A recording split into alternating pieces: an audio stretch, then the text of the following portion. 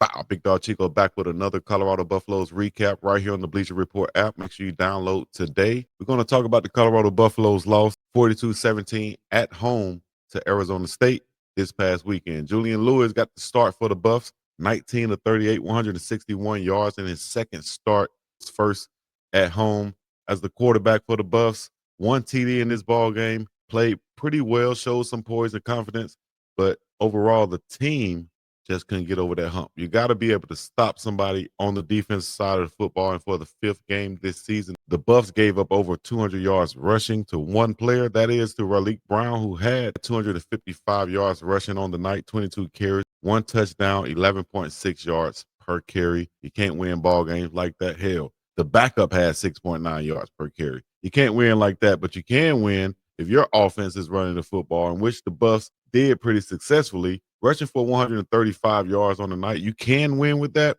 but I think we could have been dedicated to that even more. 38 pass attempts for Julian, I felt was a bit on the high side. If we could have put the ball in Dallin Hayden and Michael Welch's hand a little bit more, I think we could have been successful. Dallin Hayden had 10 carries for 65 yards. That's 6.5 yards per carry, one touchdown. Michael Welch averaged 10.2 yards per carry, 5 for 51 on the night. And the big fumble, the big turnover came when Coach Prime decided to put in backup running back Ronald Coleman, who did carry the ball for 14 yards on the night, but he had that costly fumble, which was recovered by Arizona State, and they had a big play following that, which turned the momentum of the game, is what Coach Prime said in his press conference. So, what takeaways positively can you take from this game? Well, you could say, well, my quarterback, he didn't turn the ball over.